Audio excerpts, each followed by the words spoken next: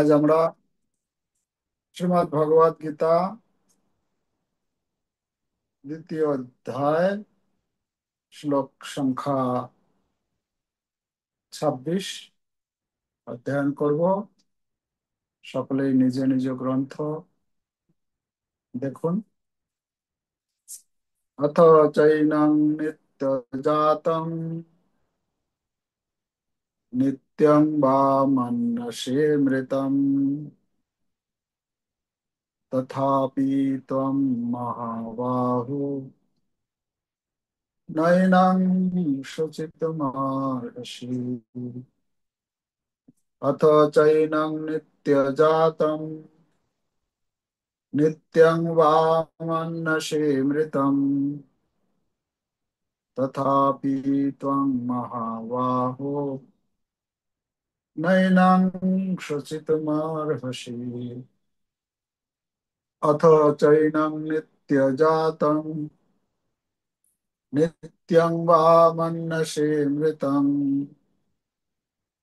তথাপি ত্বং মহাবাহো নৈনং শুচিতুমর্হসি।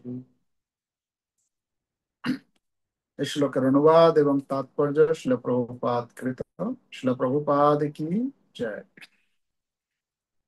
অনুবাদ: হে মহাবাহ, আর যদি তুমি মনে করো যে আত্মার বারবার জন্ম হয় এবং মৃত্যু হয়, তা হলেও তোমার শোক করা উচিত নয়।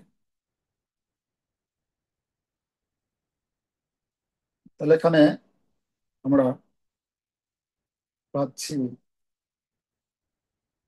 ভগবান এখানে এমন একটা যুক্তি দিচ্ছেন, যে যুক্তিটা মানে বৈদিক শাস্ত্র অনুমোদিত নয়। অর্জুনকে ভগবান বোঝাচ্ছেন যে কিভাবে দেহ আর আত্মা, এই দেহ এবং আত্মা, এই দুইটা বিষয়ে 12 নম্বর শ্লোক থেকে পরপর ভগবান বুঝাচ্ছেন যে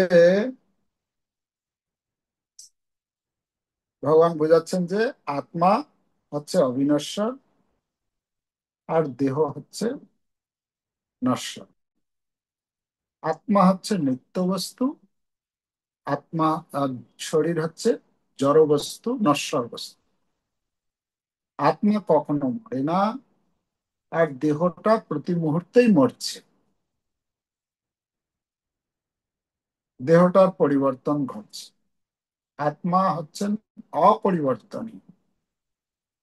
তো ভগবান 20 নম্বর শ্লোকে বিস্তার বলেছেন, ন জায়তে ম্রিয়তে বা কদাচিৎ।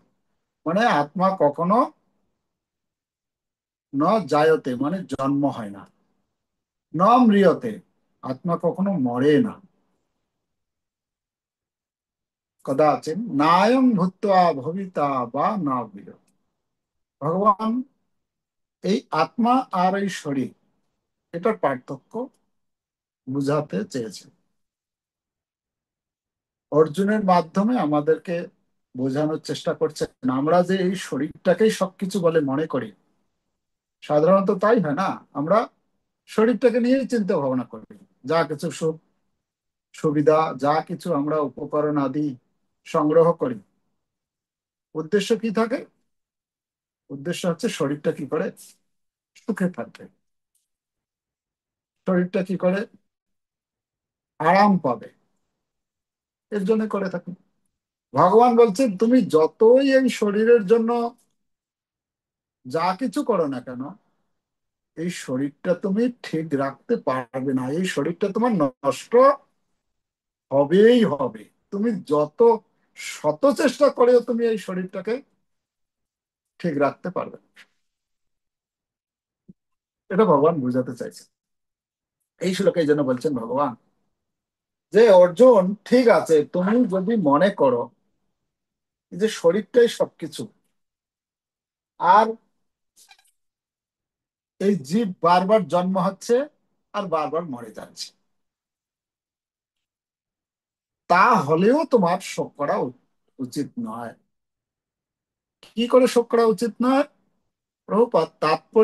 প্রভুপাদের তাৎপর্য যতক্ষণ আমরা না পড়ব, ততক্ষণ আমরা আমাদের মাথায় পুরোপুরি এই শ্লোকের অর্থ উপলব্ধি করতে পারবো না বা বুঝতে পারবো না।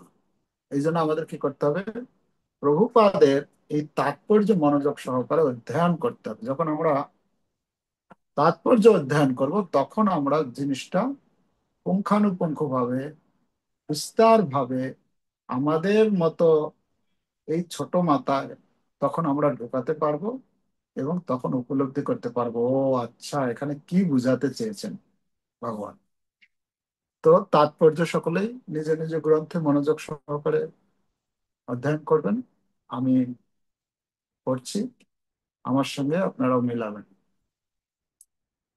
প্রায় বৌদ্ধদের মতোই কিছু দার্শনিক আছে, যারা আত্মার দেহাতীত স্বতন্ত্র অস্তিত্বের কথা মানতে চায় না। তাহলে কি বলা হলো এখানে? বৌদ্ধদের মতোই। বৌদ্ধরা কি? বৌদ্ধ বৌদ্ধ দর্শনটা কি? বৌদ্ধ দর্শন হচ্ছে নির্বাণ, মানে বৌদ্ধ হচ্ছে নাস্তিক। বেদ না মানিয়া বৌদ্ধ হইল নাস্তিক বলা হচ্ছে। তো এই নাস্তিকতা মানে মৃত্যুর পরে আর কিছু নেই, শেষ। মৃত্যু হয়ে গেল মানে শেষ, নির্বাণ হয়ে যাবে। এখানে বলছেন কিছু, মানে বৌদ্ধদের মতোই কিছু দার্শনিক আছে। এই নাস্তিকদের মতো, বৌদ্ধ যেরকম একটা নাস্তিক মতবাদ, এরকম আরো কিছু রয়েছে। সেগুলো কি? তারা হচ্ছে যারা আত্মার দেহাতীত স্বতন্ত্র অস্তিত্বের কথা মানতে চায়। আত্মা যে হচ্ছে স্বতন্ত্র একটা জীব, আত্মা কি? আত্মা কখনো একটা আত্মা আর একটা আত্মার সঙ্গে মিশে এক হয়ে যায় না। আত্মা হচ্ছে কি? আত্মা হচ্ছে নিত্য, শাশ্বত, সনাতন। প্রত্যেকটি জীব স্বতন্ত্র থাকে, কখনো কারোটা কোনো অন্য আত্মার সঙ্গে মিশে যায় না, স্বতন্ত্র থাকে সব সময়। স্বতন্ত্র অস্তিত্বের কথা মানতে চায় না। কিছু কিছু লোক আছে যারা মনে করে আমরা যখন এই শরীরটা যখন চলে যাবে, আত্মাটা কি হয়ে যাবে? ভগবানের সঙ্গে এক হয়ে যাবে। কেউ কেউ মনে করে আমার শরীরটা যখন শেষ হবে, সবকিছুই শেষ হয়ে যাবে, আর কিছু থাকবে না। এরকম বিভিন্ন জনের বিভিন্ন রকম কল্পনা, তারা কল্পনা করে। আচ্ছা, তারপরে তাৎপর্য, ভগবান শ্রীকৃষ্ণ যখন ভগবদ গীতা বলেন, সেই যুগেও এই ধরনের নাস্তিক ছিল। মানে বর্তমান জগতে যে আমরা নাস্তিকরা দেখছি, এ এখন আছে তাই না। এখানে ভগবান যখন অর্জুনকে বুঝাচ্ছেন, তা আজ থেকে কত বছর? আজ থেকে 5,000 বছর পূর্বের কথা না? তো 5,000 বছর আগেও এইরকম নাস্তিক্য মতবাদ ছিল, কিন্তু পরিমাণে লোক খুব কম ছিল। এখন যেটা আমরা দেখতে পাচ্ছি হাটে বাজারে, সর্বত্র নাস্তিকতা বেড়ে গেছে। ভগবান সম্বন্ধে মাথা ঘামানোর সময় নেই, তাদের পয়সা ইনকাম করতে হবে, পরিবার পালন পোষণ করবে, তার আত্মীয় স্বজন বন্ধু বান্ধব, সমাজ জাতি, দেশকে নিয়েই মশগুল হয়ে আছে। তাদের আর ভগবান সম্বন্ধে ওইসব মাথা ঘামানোর সময় নেই। আমি কে, কোথা থেকে আসলাম, কোথায় যাব, ওইসব তাদের মাথায় ঢোকে না, আর ঢোকানোর চেষ্টাও করে। সেটা বলছেন এখানে, ভগবান শ্রীকৃষ্ণের সময়ও, সেই যুগেও এই ধরনের নাস্তিক ছিল। তাদের বলা হতো লোকায়তিক বা বৈভাষিক। দুইটা শব্দ মনে রাখতে হবে, একটা হচ্ছে লোকায়তিক ও বৈভাষিক। ঠিক আছে? এই লোকায়তিক আর বৈভাষিক এই দুটাই হচ্ছে নাস্তিক মতবাদ। এরা আত্মাতে বিশ্বাস করে না বা পুনর্জন্মকে বিশ্বাস করে না। ঠিক আছে? এই সমস্ত দার্শনিকদের মতবাদ হচ্ছে, তাদের মতবাদটা কি সেটা মনে রাখতে হবে। জড় পদার্থের সমন্বয়ের ফলে কোনো এক বিশেষ পরিণত অবস্থায় প্রাণের উদ্ভব হয়। প্রাণের উদ্ভব হয় মানে এই যে আত্মা কি হয়েছে, এটা জড় পদার্থ থেকেই এসেছে। হ্যাঁ, যেরকম কোনো কিছু জিনিস একটা যদি রাখা হয়, পচে যায় না, পচে যাওয়ার পরে সেখানে পোকা আসে। তো পোকাটা কোথা থেকে আসলো? পোকাটা কি কেউ ওখানে, আমরা অনেক সময় দেখি না, দুধে দুধ যদি দই পাতানো হয়েছে, তার মধ্যে ওইটা যদি বেশি দিন থেকে যায় কি হয়, ওর মধ্যে পোকা এসে যায় না? আপনি ঢেকে রেখেছিলেন, তারপরে দেখছেন যে ওর মধ্যে পোকা হয়ে গেছে, হয় না এরকম? তো পোকাটা কোথা থেকে আসলো? পোকা কেউ ওখানে দিয়েছিল? তো যারা বুদ্ধি অত উন্নত বুদ্ধি সম্পন্ন নয়, তারা মনে করবে যে পোকাটা ওই দই থেকেই পোকাটার জন্ম হয়ে গেছে। মানে পোকাটা, দইটাই পোকাতে পরিণত হয়ে গেছে। মানে দইটা তো জড় বস্তু, আর ওর মধ্যে যখন পোকাটা হয়েছে, পোকাটা তো চলাফেরা করতে পারছে, তার মানে কি ওটা জীবন আছে। তার মানে দইটা জড় বস্তু থেকে একটা চেতন, একটা জীবের জন্ম হয়ে গেল। তো এখানে বলা হচ্ছে কি, এইরকম তারা মনে করে যে জড় পদার্থের সমন্বয়ে এই জীবের উৎপত্তি হয়েছে। প্রপাত বলছেন আরো, আধুনিক জড় বিজ্ঞানী ও জড়বাদী দার্শনিকেরাও এই মতবাদ পোষণ করেন। যেটা আমাদের একটা বই আছে, জীবন আসে জীবন থেকে। প্রভুপাদ তার একজন বৈজ্ঞানিক, মানে সায়েন্টিস্ট, একজন শিষ্য ছিলেন আমেরিকায়। প্রভুপাদ যখন আমেরিকায় প্রচার করছেন, সেখানে একজন সায়েন্টিস্টের সঙ্গে দেখা হয়েছে, যার নাম ছিল ডক্টর থোডম সিং। তো ওনার সঙ্গে প্রভুপাদের সাক্ষাৎ হয়। প্রভুপাদ ওনার সঙ্গে কথোপকথন করেন। যেহেতু উনি সায়েন্টিস্ট ছিলেন, তো এই জন্য উনি এই ভগবানে বিশ্বাস, ভগবান যে চালাচ্ছেন বা ভগবানই সবকিছু তৈরি করেছেন, প্রভুপাদকে বিভিন্ন রকম প্রশ্ন করেছেন উনি। আর প্রভুপাদ সমস্ত প্রশ্নের উত্তর তিনি প্রদান করেছেন। তার যতগুলো যুক্তি ছিল, বৈজ্ঞানিক মানে দৃষ্টিভঙ্গির যুক্তি ছিল, সমস্ত যুক্তিকে তিনি প্রভুপাদ খণ্ডন করেছেন। খণ্ডন করলে তখন উনি পরাস্ত হয়ে প্রভুপাদের কাছে আত্মসমর্পণ করেন, এবং পরবর্তীতে উনি প্রভুপাদের কাছ থেকে দীক্ষা গ্রহণ করেন। এবং প্রভুপাদ ওনাকে দায়িত্ব দেন যে তুমি এই সায়েন্টিস্টদের মধ্যে এই কৃষ্ণ ভাবনার প্রচার করো, এই ভগবত গীতার প্রচার করো। তারপর থেকে উনি এই বড় বড় সায়েন্টিস্ট যারা, আমরা যেগুলো এই স্কুল কলেজের ইতিহাসে সেই সমস্ত যে সায়েন্টিস্টদের যে নাম শুনি, তারা, তাদেরকে তিনি প্রচার করতেন। এবং 1996-এ, 1996 সালে কলকাতায় একটা বিশাল বড় একটা কনফারেন্সের ব্যবস্থা করেছিলেন। সারা পৃথিবীর বড় বড় সায়েন্টিস্টরা এসেছিলেন, এবং তারা সকলেই মেনে নিয়েছিলেন যে হ্যাঁ, এই ভগবত গীতার যে জ্ঞান, এটা হচ্ছে অথেন্টিক, মানে এটা হচ্ছে যথাযথ জ্ঞান। এবং এই জ্ঞান যদি কেউ লাভ করতে পারে, সে জীবনে সুখ শান্তি লাভ করতে পারবে। তো তারা এসেছিলেন মায়াপুরে 96-এ। তারা তাদের যে এক মানে উপলব্ধি তারা ব্যক্ত করছিলেন। তো কথা হচ্ছে, এটা হচ্ছে আস্তিক বৈজ্ঞানিক। নাস্তিক বৈজ্ঞানিকেরা কি বলে? নাস্তিক বৈজ্ঞানিকেরা বলে যে এই জীবন, এই জীব কোথা থেকে এসছে না, জড় পদার্থের সঙ্গে রসায়নের ক্রিয়া বিক্রিয়ার ফলে এই জীবনের উদ্ভব হয়েছে। প্রভুপাদ তাদেরকে চ্যালেঞ্জ করেছিলেন, সায়েন্টিস্টদেরকে, জীবন কখনো জড় পদার্থ থেকে আসে না, জীবন আসে জীবন থেকে। আমাদের জন্য বইটার নাম দিয়েছে লাইফ কাম ফ্রম লাইফ। তো জীবন আসে জীবন থেকে।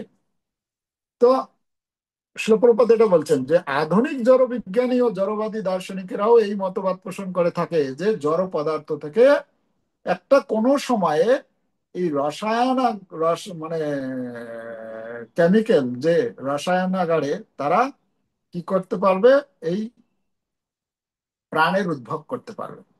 শিল প্রভুপাদ চ্যালেঞ্জ করেছিলেন সেই বৈজ্ঞানিকদেরকে যে যদি জড় পদার্থ থেকে রসায়নের ক্রিয়া বিক্রিয়ার মাধ্যমে যদি রাসায়নিক ক্রিয়া বিক্রিয়ার মাধ্যমে যদি এই জীবনের উদ্ভব হয়, তাহলে তাহলে তো তোমাদের রসায়নাগারে তো কত কত সেই রাসায়নিক পদার্থগুলো রয়েছে।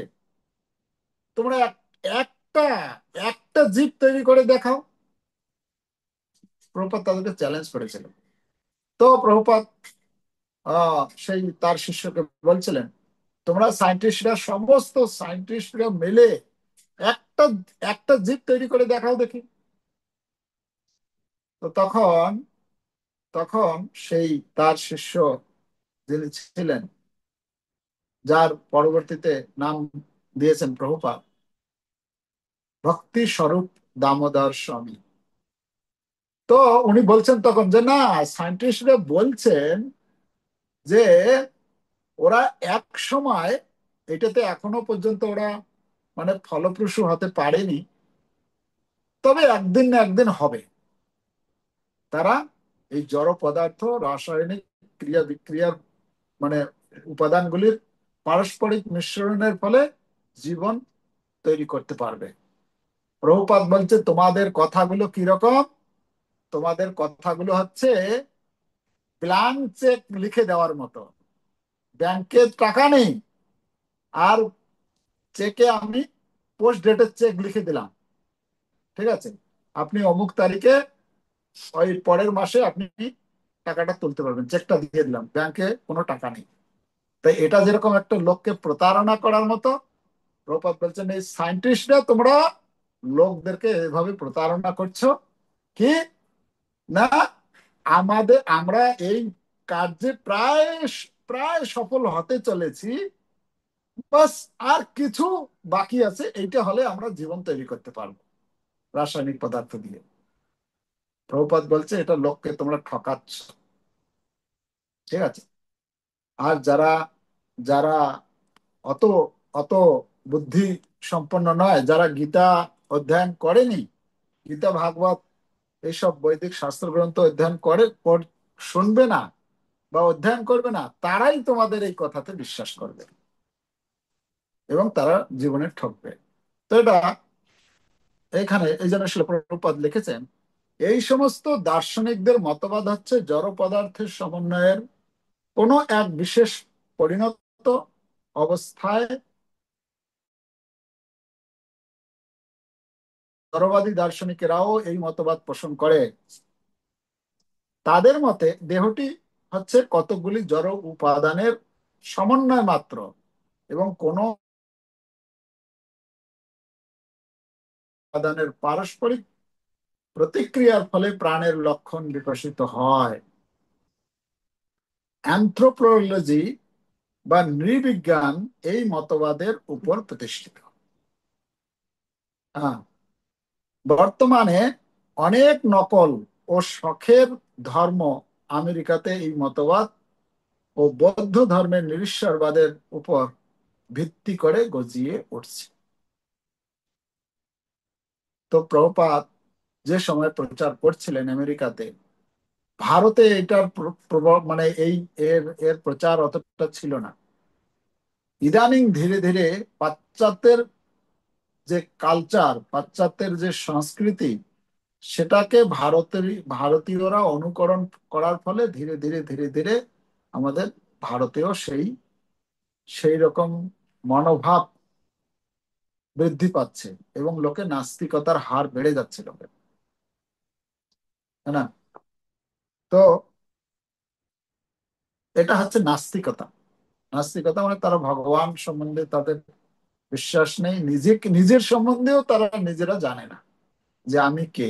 তারা মনে করছে আমি হচ্ছি একটি জড়, মানে আমি হচ্ছি মানে এই শরীরটাই আমার আত্মা। এটাকে বলা হয় দেহ আত্মবুদ্ধি, দেহাত্ম বুদ্ধি। দেহকে আত্মা বলে মনে করা, এটাকেই দেহাত্ম বুদ্ধি বলে। বা আত্মজ্ঞানের অভাব।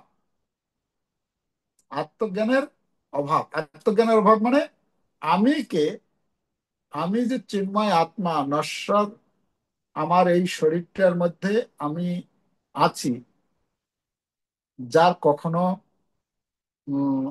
আমার কখনো মৃত্যু হবে না, আমার কখনো পরিবর্তন হবে না, আমি হচ্ছে চিন্ময় আত্মা, এই জ্ঞান নেই। এটাকে বলা হচ্ছে আত্মজ্ঞানের অভাব। এই জন্য আমাদের একটা বই আছে, হ্যাঁ, বইটার নাম দিয়েছেন আত্মজ্ঞান লাভের পন্থা। আত্মজ্ঞান লাভের পন্থা, যতক্ষণ পর্যন্ত আমরা আত্মজ্ঞান লাভ করতে না পারবো, ততক্ষণ পর্যন্ত আমরা এইরকম এই শরীরটাকেই সবকিছু বলে মনে করব, এবং শরীরের সুখ সুবিধার জন্য আমরা আহ মানে কি বলে, আহ স্বার্থপরতা, আমাদের জীবনটা স্বার্থপরতা মানে কি বলে, লঘুনাম, কি শ্লোকটা আছে, আহ,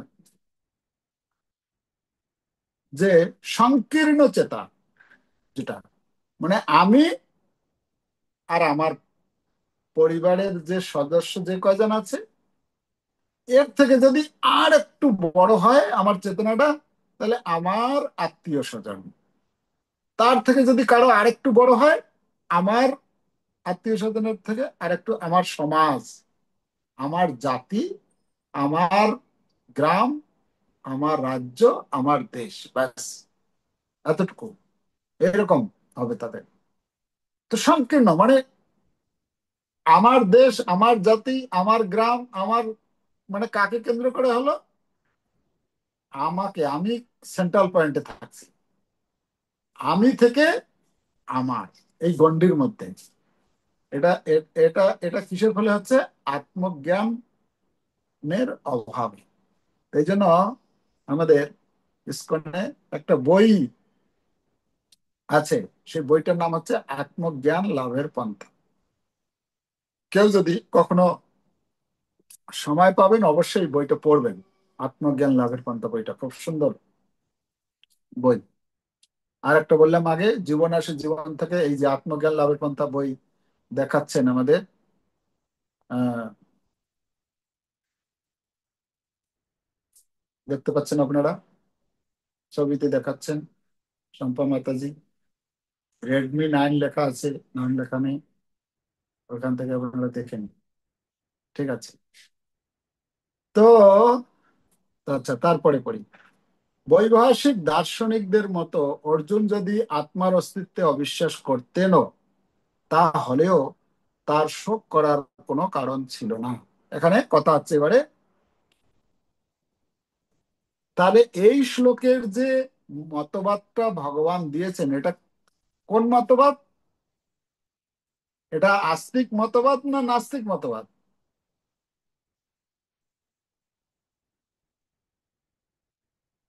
বুঝতে তো পারছি না কি বলছেন কি বলছেন না। আস্তিক মতবাদ না নাস্তিক মতবাদ? বুঝতে পেরেছি, জোরে বলুন, জোরে বলে দিন একবার। আস্তিক মতবাদ না নাস্তিক মতবাদ, এই শ্লোকে যে ভগবান যে যুক্তিটা দিয়েছেন, সে বলবে, ভুল হোক ভালো হোক, বলুন।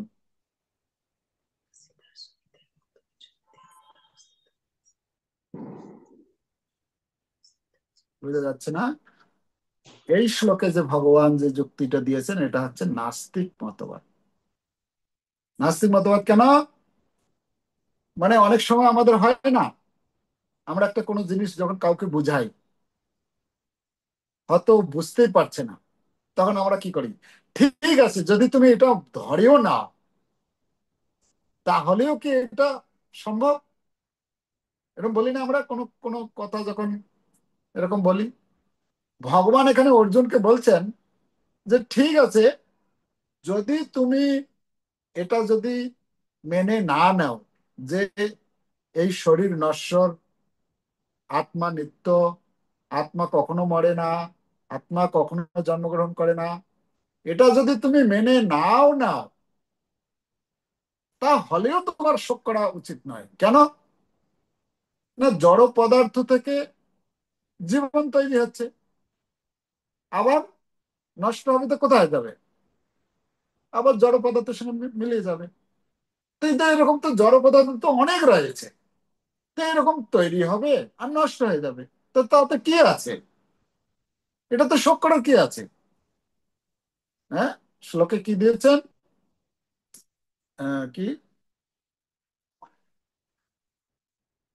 অথ চৈনম নিত্য জাতম, মানে নিত্য জাতম মানে সব, নিত্য মানে সব সময় যদি জন্ম হয়, নিত্যম বা নশেমৃতম, বা সব সময় তার মৃত্যু হচ্ছে এরকম, তো তাহলেও তোমার শোক করার কারণ নেই। কেন? জড় পদার্থ জন্য কে এত শোক করার কি আছে?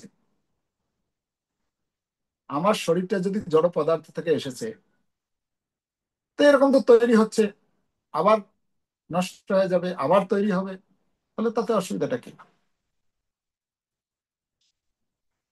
তো এই ভগবান যেখানে বলছেন, প্রভুপাদ এবারে বোঝাচ্ছেন সেকেন্ড প্যারাগ্রাফে দেখুন, বৈভাষিক দার্শনিকদের মতো অর্জুন যদি আত্মার অস্তিত্বে অবিশ্বাস করতেনও, মানে আত্মার অস্তিত্ব মানে আত্মা যে নষ্ট হয় না, এটা যদি নাও মেনে নেন যে আত্মা আত্মা জন্ম হয় আর আত্মা মৃত্যুবরণ করে, হ্যাঁ, আত্মা যখনই এই শরীরটা যখন নষ্ট হয়ে যায়, তার সঙ্গে সঙ্গে চার বাক যে ফিলোসফি, যে আহ, কি, ভস্মীভূতস্য দেহস্য কুতঃ পুনরাগমন ভাবে, ভস্মীভূতস্য যখন এই আমি যে কেউ যখন মারা যায়, তখন কি হয়, তার শরীরটাকে পুড়িয়ে দেওয়া হয়, পুড়িয়ে দেওয়ার সাথে সাথে ভস্মীভূতস্য দেহস্য, মানে সবকিছু শেষ হয়ে গেল, কুতঃ পুনরাগমন হবে, পুনরায় আর জন্মগ্রহণ, পুনরায় আর ফিরে আসতে হবে না। এই জন্য তুমি যা পারো মস্তি করে যাও, জীবনটা আমোদ প্রমোদে কাটিয়ে দাও। ঠিক আছে, এটা হচ্ছে নাস্তিক দর্শন। আচ্ছা, এখানে বলছেন তারপর, তা হলেও শোক করার কোনো কারণ ছিল না। কিছু পরিমাণ রাসায়নিক পদার্থের বিনাশের কারণে কেউ শোক করে তার কর্তব্য কর্ম থেকে বিরত হয় না। পক্ষান্তরে আধুনিক বিজ্ঞান ও বৈজ্ঞানিক যুদ্ধ বিগ্রহে শত্রু জয় করার উদ্দেশ্যে বিপুল পরিমাণে রাসায়নিক উপাদান নষ্ট করা হয়ে থাকে। বৈভাষিক দর্শন অনুসারে, এবার বৈভাষিক দর্শনটা কি সেটা বলছেন। বৈভাষিক দর্শন অনুসারে দেহের সঙ্গে সঙ্গে তথাকথিত আত্মার বিনাশ হয়। তার মানে কি, বৈভাষিক দর্শনটা কি, যে দেহটা যখন নষ্ট হয় তার সঙ্গে সঙ্গে আত্মাটাও নষ্ট হয়ে যায়, এটা হচ্ছে বৈভাষিক মতবাদ। ঠিক আছে, ওকে। সুতরাং অর্জুন যদি বৈদিক মতবাদকে স্বীকার করে আত্মার উপস্থিতি মেনে নিতেন, কিংবা আত্মার অস্তিত্ব অস্বীকার করতেন, কোনো অবস্থাতেই অনুশোচনা করার কোনো কারণ ছিল না। মানে দুটা দিয়ে ভগবান বোঝাচ্ছেন যে তোমার শোক করা উচিত নয়। যদি তুমি মনে করো যে আত্মা কখনো মরে না, তাহলেও তোমার শোক করার কোনো কারণ নেই, কেন আত্মা তো মরবেই না। তুমি যুদ্ধ করলেও আত্মাগুলো মরবে না, শুধু শরীরটা নষ্ট হবে। আর যদি তুমি মনে করো যে ঠিক আছে, আত্মার শরীরটা শেষ হওয়ার সঙ্গে সঙ্গে আত্মাটাও নষ্ট হয়ে যাবে, আবার জড় পদার্থ থেকে আবার তৈরি হবে, তারপরেও তোমার তাহলেও তোমার শোক করা উচিত নয়। এই মতবাদ অনুযায়ী,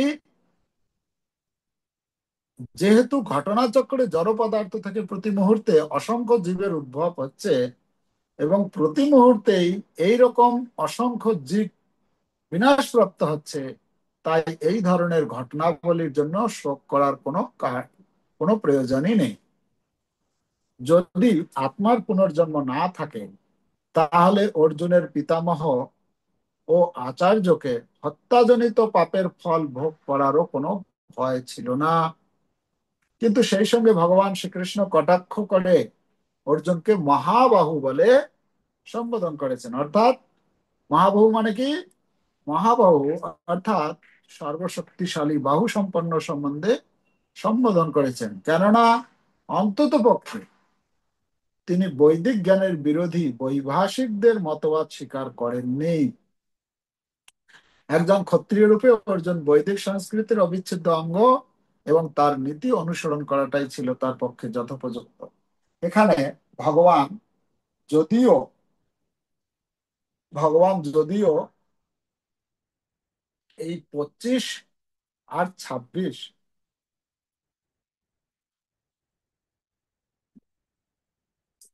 বিশেষ করে 26 নম্বর শ্লোকটি, এটি হচ্ছে বৈদিক শাস্ত্রে যা বর্ণনা করা হয়েছে তার বিপরীত কথা বলছেন ভগবান।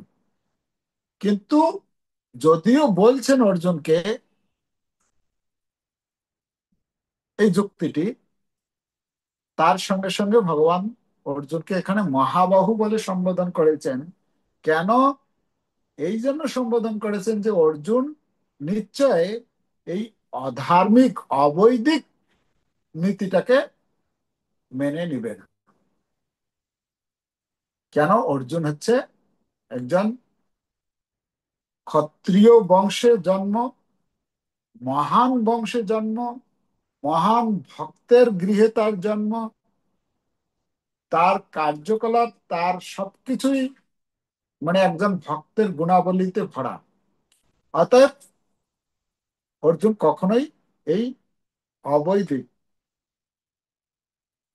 যেটা নীতিবাচক, নেতিবাচক আহ এই সিদ্ধান্তটাকে গ্রহণ করবে না। এর কেননা এটি হচ্ছে নেগেটিভ কথা। তো তাই এখানে ভগবান শ্রীকৃষ্ণ অর্জুনকে মহাবাহু বলে সম্বোধন করেছেন। তো আজকের যা আলোচনা করা হলো, ভগবান এখানে এই 24 নম্বর 25 নম্বর শ্লোক পর্যন্ত, 25 নম্বর শ্লোক পর্যন্ত এই 25 নম্বর শ্লোকে উপসংহার দিয়েছেন। 13 নম্বর 12 নম্বর শ্লোক থেকে শুরু করেছিলেন। 11 নম্বর শ্লোকে ভগবান অর্জুনকে ভর্ৎসনা করেছেন, তিরস্কার করেছেন। 12 নম্বর শ্লোক থেকে এই আত্মা সম্বন্ধে জ্ঞান দেওয়া শুরু করেছেন। 24 নম্বর শ্লোক পর্যন্ত আত্মা আর শরীরের পার্থক্য বুঝিয়েছেন। 25 নম্বর শ্লোকে তিনি উপসংহার দিয়েছেন। আর 26 নম্বর শ্লোকে তার, ঠিক আছে অর্জুন, আমি এতক্ষণ যা বললাম সেটা যদি মেনে নাও, যদি তুমি মনে করো যে ঠিক আছে আত্মা মরে যায়, এতক্ষণ বুঝাচ্ছিলেন আত্মা মরে না, শরীর নষ্ট হয়, ঠিক আছে, যদি তুমি মনে করো যে আত্মাও মরে যায়, তাহলেও শোক করা উচিত নয়। সেটা হচ্ছে 26 নম্বর শ্লোকে বলছে। তো এরপরে আবার 27 নম্বর শ্লোকে আবার ফিরে আসবেন, যে এই জন্ম আর মৃত্যু সম্বন্ধে বুঝাবেন ভগবান। তো আজকের শ্লোকে যা আলোচনা হলো এই সম্বন্ধে যদি কারো কোনো মন্তব্য বা প্রশ্ন থাকে, আপনারা বলতে পারেন, আমরা আলোচনা করার চেষ্টা করি।